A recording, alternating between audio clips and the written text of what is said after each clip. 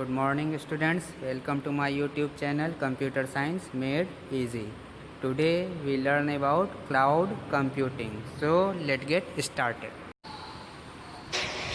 Okay तो students आज का अपना टॉपिक है क्लाउड कंप्यूटिंग। चलिए देखते हैं क्लाउड कंप्यूटिंग का मीन क्या होता है।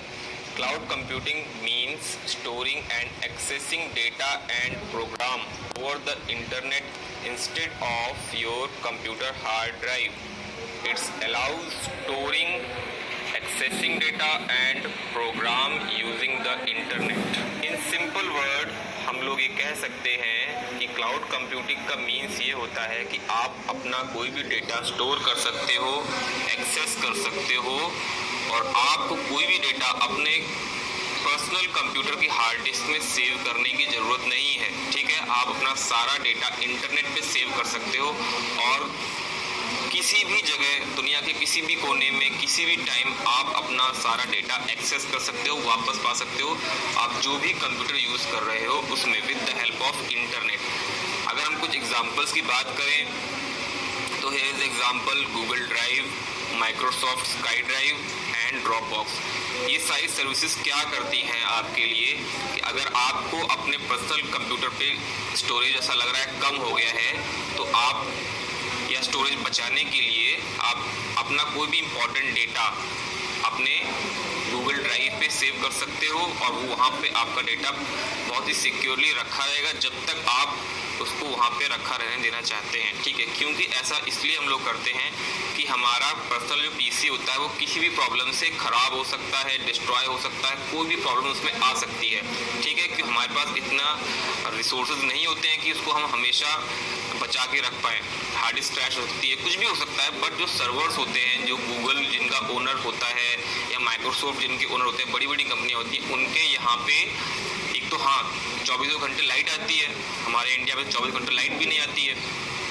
ठीक है, 24 घंटे लाइट आती है और उनकी डेडिकेटेड टीम बहुत ज़्यादा एक्सपेंस करके अपने सर्वर्स पे उसको मेंटेन करती है जिससे उनका सर्वर कभी ऑफ नहीं होता है और हमेशा आपका डेटा सिक्योर रहता है। Plus security point of view से हमसे ज़्यादा सिक्योरिटी, बहुत ज़्यादा सिक्योरिटी गूगल वाले हमको प्रोवाइड कर सकते हैं। ठीक है, तो आपका डेटा आपके हार्ड ड्राइव से ज़्यादा सेफ सर्वर पे या क्लाउड पे रह सकता है। ठीक है, इसीलिए हमें अपना इंपॉर्टेंट डेटा गूगल ड्राइव या ड्रॉपबॉक्स में रखना चाहिए ताकि हम उसको फ्यूचर में कहीं भी यूज़ कर सकते हैं, किसी भी जगह बैठ कर।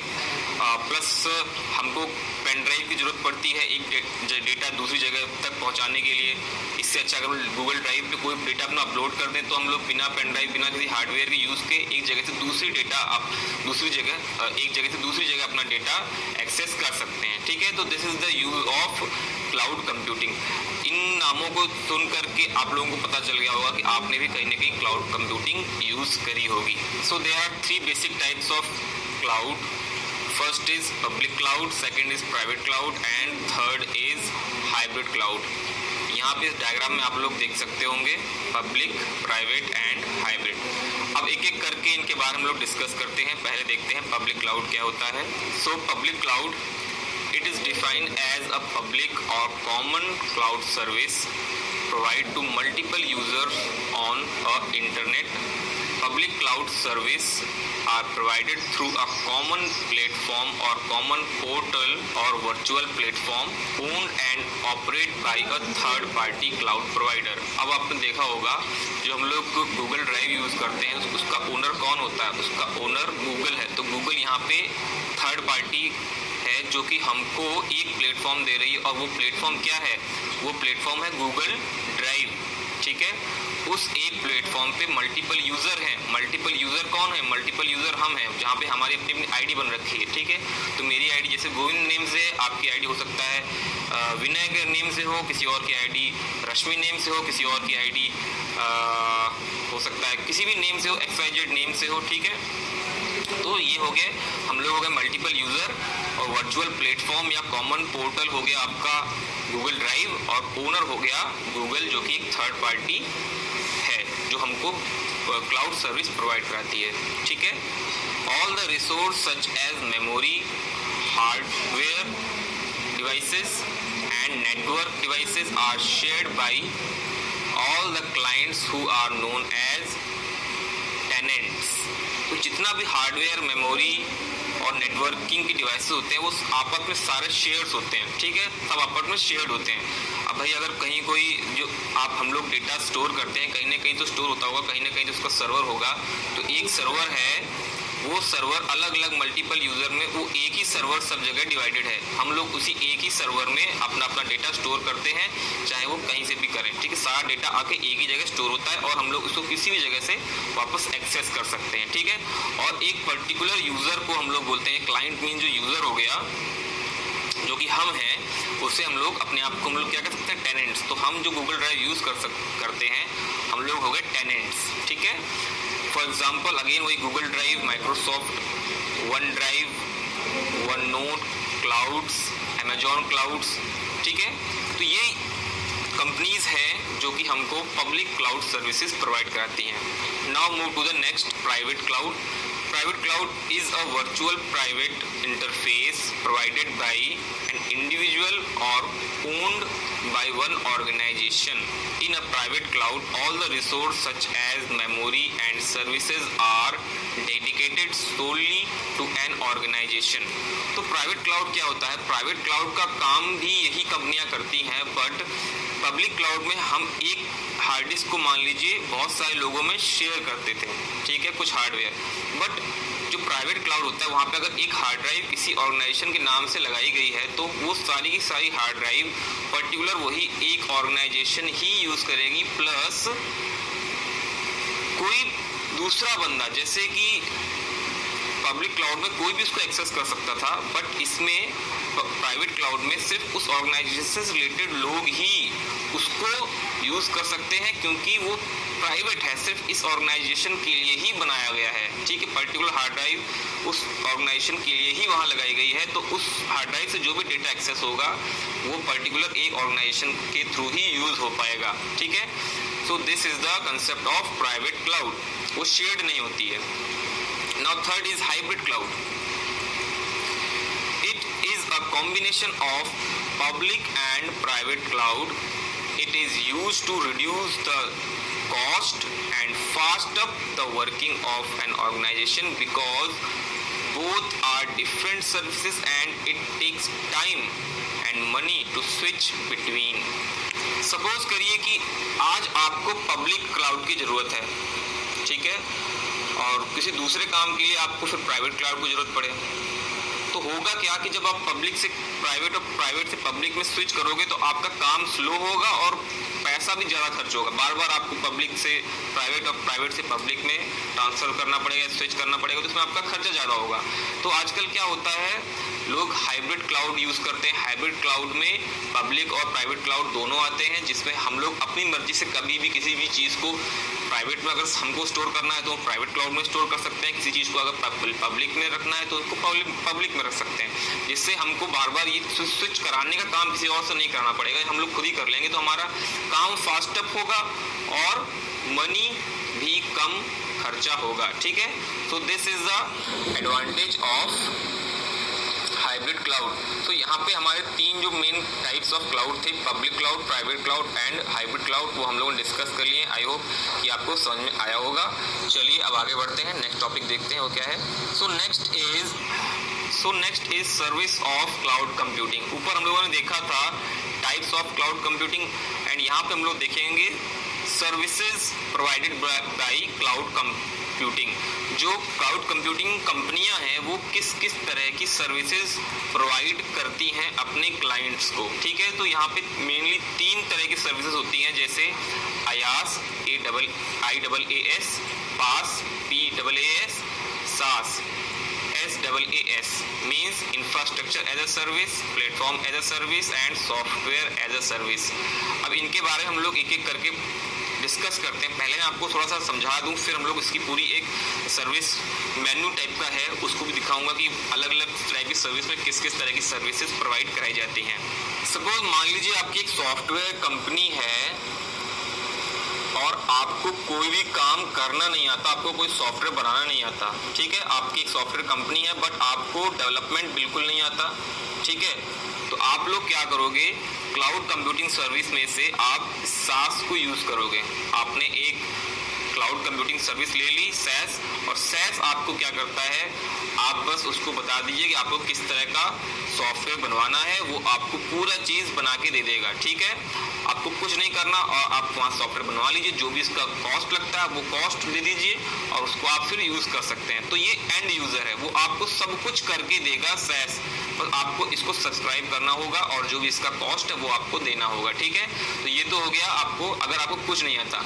मान लीजिए कि अब आपको थोड़ी चीज़ें आती हैं, जैसे आपको मान लीजिए लैंग्वेजेस आती हैं, आपको PHP आता है, आपको C++ आता है, आपको कोडिंग करना आती है आपको, ठीक है, सॉफ्टवेयर बनाना आता है।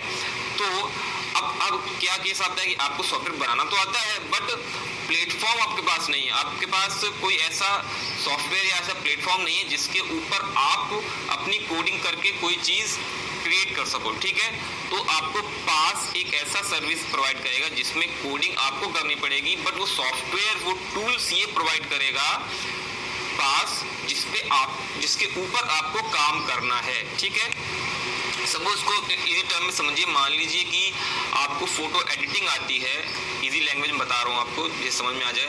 सपोज आपको फोटो एडिटिंग आती है बट आपके पास फोटोशॉप नहीं है। ठीक है, तो आपको पास अपनी सर्विस के अकॉर्डिंग फोटोशॉप सॉफ्टवेयर प्रोवाइड कर देगा।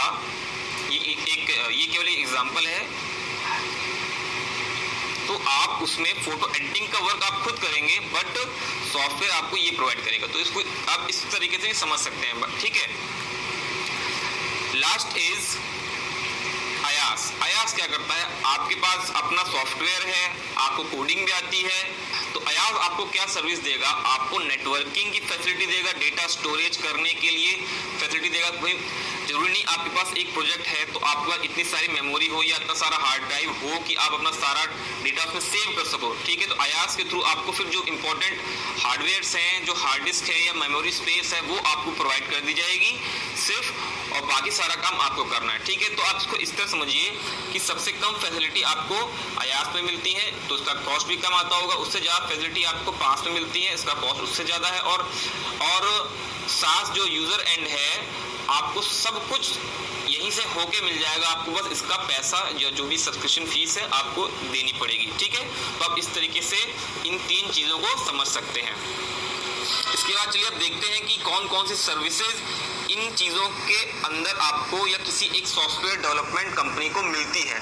चलिए आगे बढ़ते हैं। ओके, तो यहाँ पे एक लिस्ट टाइप की आपके पास है, अलग अलग पैकेजेस हैं, हम लोग पैकेजेस कह सकते हैं कि भाई अयास में क्या पैकेज है, क्या चीज़ें मिलेंगी, प्लेटफॉर्म यानी पास में आपको क्या चीज़ें मिलेंगी, सॉफ्टवेयर सर्विस SaaS में आपको क्या क्या चीज़ें मिलने जा रही हैं। ठीक है, तो पहले ये चीज़ देख लेते हैं कि एक्चुअली टोटल कितनी चीज़ें होती हैं, टोटल कितनी चीज़ों की ज़रूरत पड़ती है एक सॉफ्टवेयर कंपनी को ऑन प्रीमिसेस में, जैसे application, data, run time means आपका डेटाबेस, एप्लीकेशन मीन्स जो सॉफ्टवेयर है, मिडलवेयर मीन्स वो चीज़ होती है जो आपके डेटाबेस और आपके एप्लीकेशन जो भी सॉफ्टवेयर है उनके बीच को जो लिंक कराती है, उनको आपस में लिंक कराती है, उसको हम लोग बोलते हैं middleware. OS operating system, virtualization means किसी भी हार्डवेयर को आपस में शेयर करना, दिस इज कॉल्ड वर्चुअलाइजेशन। ठीक है, सर्वर, स्टोरेज, नेटवर्किंग, तो ये इतनी चीज़ें हैं जो कि एक सॉफ्टवेयर कंपनी के पास होनी चाहिए। ठीक है, जो पुराने टाइम की बात है, जब पुराने टाइम में सॉफ्टवेयर कंपनी होती थी तो इतनी सारी चीज़ें अपने पास रख के चलती थी, बट आज के टाइम में क्लाउड कंप्यूटिंग के टाइम में क्लाउड कंप्यूटिंग सर्विसेज की कंपनियों ने, सॉफ्टवेयर डेवलपमेंट कंपनियों को कुछ ऐसी सर्विसेज प्रोवाइड करी हैं जिनसे वो जरूरी नहीं कि इन सारी चीज़ों को वो ही मैनेज करे, वो कुछ कम चीज़ों से भी अपना काम चलाती है। जैसे मैंने अभी बताया आपको अयास, जो उसकी सबसे कम सर्विस प्रोवाइड कराती है, वो आपको सिर्फ नेटवर्किंग, स्टोरेज, सर्वर और विजुअलाइजेशन की सर्विस प्रोवाइड कराएगी, और आपको अपना ऑपरेटिंग सिस्टम मैनेज करना पड़ेगा, आपको अपना मिडलवेयर मैनेज करना पड़ेगा, अपना रन टाइम मीन्स डेटाबेस, अपना डेटा और अपने एप्लीकेशन यानी सॉफ्टवेयर मैनेज करने पड़ेंगे। तो जो चीज़ें ऑरेंज में दिख रही हैं वो चीज़ें प्रोवाइड कराई जाएंगी क्लाउड कंप्यूटिंग सर्विस में, in IaaS mean infrastructure as a service में। तो ये आपको सिर्फ बेसिक इंफ्रास्ट्रक्चर ही प्रोवाइड कराएगी, बाकी सारा काम आपको करना पड़ेगा। ठीक है, then platform as a service, platform as a service में आपको क्या क्या मिल रहा है, networking, storage, server, visualization, operating system means OS, middleware, run time, ये सारी चीज़ें आपको प्लेटफॉर्म एज सर्विस में इस पैकेज में आपको मिलेंगी। बट आपको अपना एप्लीकेशन खुद बनाना पड़ेगा, देन अपना डेटा खुद मैनेज करना पड़ेगा, ठीक है। ये हो गया platform as service. Software as service में आपको क्या क्या मिलेगा? सॉफ्टवेयर एज सर्विस में आपको सारी की सारी चीज़ें मिलेंगी। इवन आपके पास अगर कोई एम्प्लॉय नहीं है, सिर्फ आप एज ए अपने कंपनी खोल के बैठ जाइए, आप ऑर्डर ले लीजिए। कोई भी सॉफ्टवेयर बनना है तो आप इनको बोल दीजिए कि ऐसा ऐसा सॉफ्टवेयर बनना है, वो आपको सॉफ्टवेयर बना के दे देंगे और आप उसको आगे यूज़ कर सकते हैं, ठीक है। इवन कभी कभी क्या होता है, कंपनियों के पास प्रोजेक्ट होता है तो इसका यूज़ कर सकते हैं, और कभी कभी क्या होता है कि प्रोजेक्ट कोई होता ही नहीं है तो आप इसको कुछ टाइम के लिए इस सर्विस को बंद भी कर सकते हैं, जिससे आपकी कॉस्ट कम हो जाएगी, ठीक है। मान लीजिए आपकी कंपनी के पास 1 महीने प्रोजेक्ट आया तो आपने इसको सब्सक्राइब कर लिया, आप उस महीने आपने इसको पैसा दिया, आपने अपना प्रोजेक्ट करवा लिया, और फिर मान लीजिए 2-3 महीने तक आपके पास कोई प्रोजेक्ट ही नहीं आ रहा है, तो अगर आप कोई एम्प्लॉय हायर करोगे तो एम्प्लॉय को तो हर महीने की सैलरी देनी पड़ेगी। But software as a service में आपको उस एम्प्लॉय को हायर नहीं कर रहे हैं, आप इस सर्विस को हायर कर रहे हैं, ये सर्विस को ले रहे हैं, तो वो 2 महीने जब आपके पास प्रोजेक्ट नहीं है तो आप इस सर्विस को बंद करा सकते हो, ताकि आपको कोई पैसा भी ना देना पड़े, ठीक है। तो इससे आपको जब आपके पास काम है तभी आपका खर्चा होगा, और जब आपके पास काम नहीं है तब आपका कोई खर्चा भी नहीं होगा, ठीक है। तो ये हो गए आपके 3 तरह के सर्विसेज जो कि मिलते हैं क्लाउड कंप्यूटिंग में, infrastructure as a service, platform as a service and software as a service, and this topic is very important also. Okay, तो स्टूडेंट्स